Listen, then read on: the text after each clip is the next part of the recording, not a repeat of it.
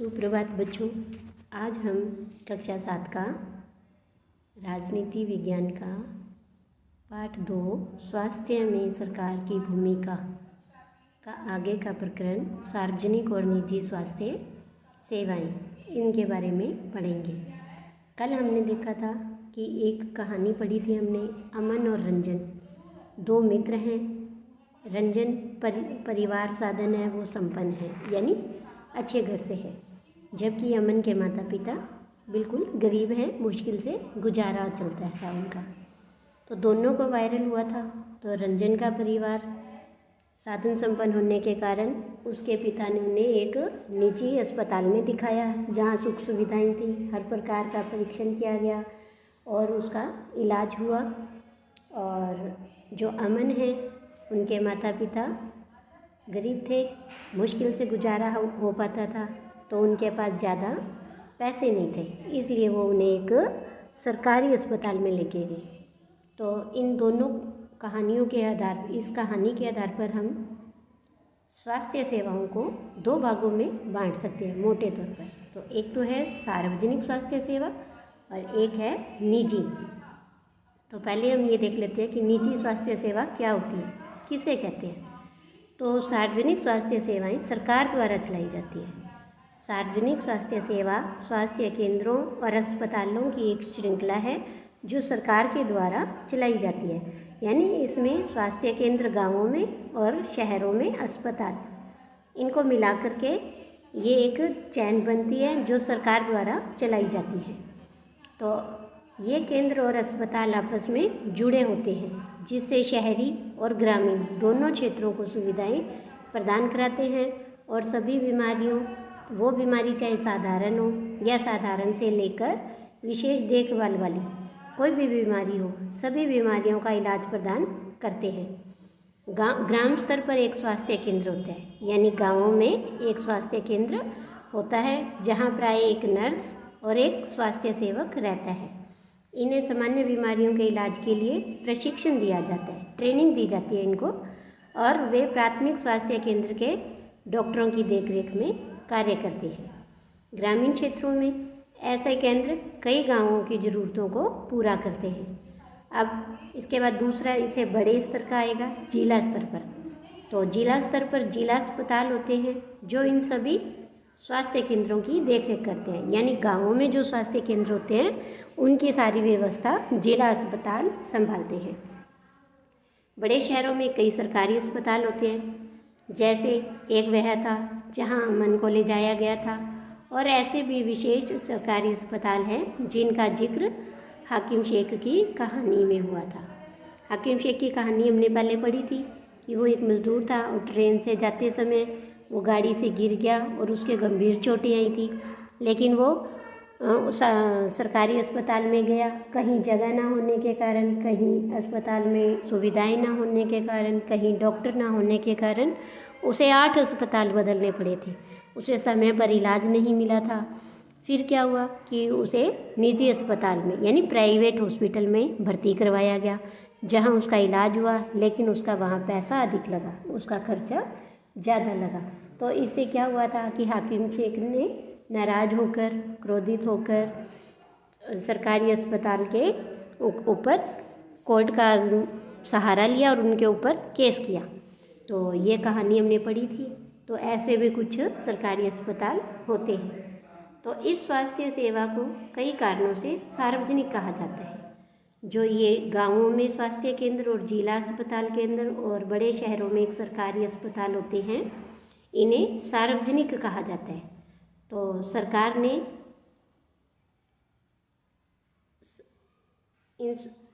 ने इन सभी नागरिकों को स्वास्थ्य सेवाएं प्रदान करने की वचनबद्धता को पूरा करने के लिए ये अस्पताल और स्वास्थ्य केंद्र स्थापित किए हैं, यानी सरकार वचनबद्ध है सभी नागरिकों को स्वास्थ्य प्रदान करने के लिए, और उनको स्वास्थ्य सेवाएं देने के लिए उन्होंने ये अस्पताल और स्वास्थ्य केंद्र खोले हैं।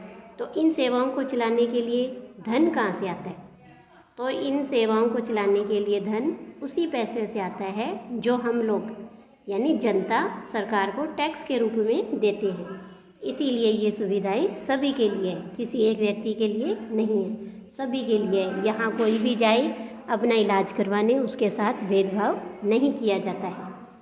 सार्वजनिक स्वास्थ्य व्यवस्था का एक महत्वपूर्ण पहलू यह है कि इसका उद्देश्य है अच्छी स्वास्थ्य सेवाएं निःशुल्क यानी फ्री में या फिर बहुत कम पैसे पर देना है, जिसमें गरीब लोग भी अपना इलाज करवा सकें। स्वास्थ्य सेवाओं का अन्य महत्वपूर्ण कार्य एक और भी है कि बीमारियों जैसे टीबी, मलेरिया, पोलियो, दस्त लगना, हैजा, चिकनगुनिया आदि ऐसी बीमारियां हैं जिनको वो फैलने से रोकना, ये भी सरकार का कार्य बनता है। इसके बाद देखो कि जैसे उदाहरण देखो कि मच्छरों को पैदा होने से रोकने के लिए जो अभियान सरकार चलाती है, उसको सफल करने के लिए जनता को भी यह सुनिश्चित करना पड़ेगा कि क्षेत्र के सभी लोग मिलकर के अपने कूलर, घरों की छत आदि जगहों पर पानी इकट्ठा ना होने दें।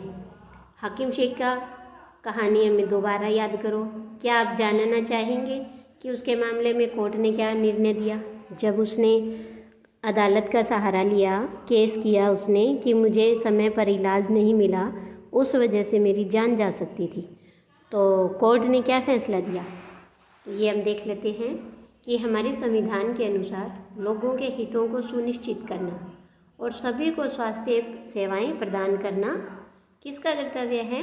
सरकार का। तो ये सरकार का प्राथमिक कर्तव्य है। सरकार को हर व्यक्ति के जीवन के अधिकार की रक्षा करनी है। तो अदालत ने यह कहा कि हाकिम शेख को जिन कठिनाइयों से गुजरना पड़ा, उसमें उसकी जान भी जा सकती थी। यदि कोई अस्पताल समय पर व्यक्ति को इलाज नहीं करा पाता, तो इसका तात्पर्य यह है कि उसके जीवन की रक्षा नहीं हो पा रही है। और अदालत ने यह भी कहा कि सरकार का यह कर्तव्य है कि वह मरीजों को आवश्यक स्वास्थ्य सेवाएं दे, जिसके अंदर आकस्मिक इलाज की सुविधा भी सम्मिलित हो। अस्पताल और उनके स्वास्थ्य संबंधी कर्मचारियों को आवश्यक इलाज प्रदान करने की जिम्मेदारी पूरी करनी चाहिए। कई सरकारी अस्पतालों ने हाकिम शेख का इलाज करने से मना कर दिया था, इसलिए अदालत ने राज्य सरकार को ये आदेश दिए कि वह हाकिम शेख द्वारा इलाज पर व्यय किए गए यानी खर्च किए गए पूरे खर्चे का भुगतान करे। तो देखा आपने कि ये सरकार का प्रथम कर्तव्य है कि वह अपने नागरिकों को स्वास्थ्य सेवाएं प्रदान करे। इसीलिए अदालत ने भी देखो कि उस मरीज के निर्णय हक में ही फैसला दिया। तो हमने ये देखा था कि इन अस्पतालों का खर्चा कहाँ से चलता है, उनको चलाने के लिए धन कहाँ से आता है। तो ये धन आता है जो हम टैक्स भरते हैं वहाँ से। तो ये देखो कि हमें सरकार को टैक्स क्यों देना चाहिए, हमें कर क्यों देना चाहिए। तो सरकार क्या करती है, वो उस कर से प्राप्त धन का उपयोग विभिन्न प्रकार की सार्वजनिक सेवाओं को मुहैया करवाने के लिए खर्च करती है, और जिससे क्या होता है, सभी नागरिकों को फ़ायदा होता है। तो ये किन किन कामों में इस पैसे को खर्च करती है सरकार? तो पुलिस, न्यायिक व्यवस्था, राजमार्ग यानी सड़कें वगैरह इत्यादि कुछ सेवाओं से भी सभी नागरिकों को लाभ होता है, अन्यथा इन सेवाओं की व्यवस्था स्वयं नागरिक नहीं कर सकते। तो इन करों से ही कुछ विकास वाले कार्यक्रम और कुछ सेवाएं उपलब्ध होती हैं, जैसे शिक्षा, स्वास्थ्य, रोजगार, सामाजिक कल्याण, व्यावसायिक प्रशिक्षण इत्यादि, जिससे ज़रूरतमंद नागरिकों को लाभ मिलते हैं। करों से प्राप्त धन का उपयोग कुछ प्राकृतिक आपदाएं जैसे बाढ़, भूकंप, सुनामी आदि मामलों में राहत और पुनर्वास के लिए भी किया जाता है।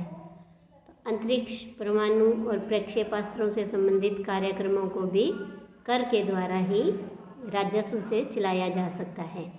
तो सरकार खास तौर से गरीबों को कुछ सेवाएं प्रदान करती हैं जो कि वो बाज़ार से नहीं खरीद सकते, और इनमें से ही एक उदाहरण है स्वास्थ्य संबंधी सेवा। क्या आप कुछ और ऐसे उदाहरण बता सकते हैं जो सरकार टैक्स से प्राप्त धन से करती है?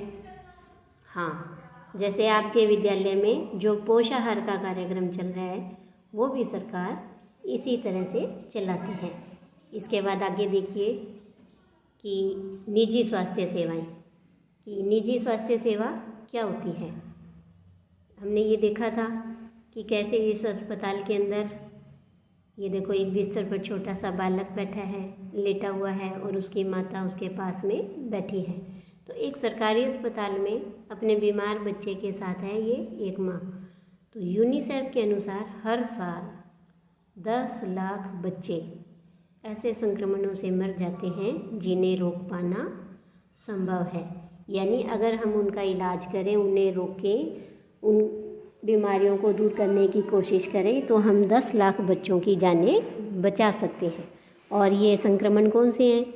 कोई पानी से, दूषित पानी से फैलते हैं, है ना, दूषित भोजन खाने से फैलते हैं, जैसे अभी हमने पढ़ा था पीलिया, हैजा, हेपेटाइटिस, इस तरह की कई बीमारियां हैं।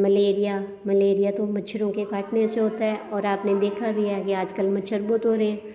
तो इस तरह से इनको हम सरकार की और हमारे खुद की दोनों के सहयोग से इन बीमारियों से हम बच सकते हैं।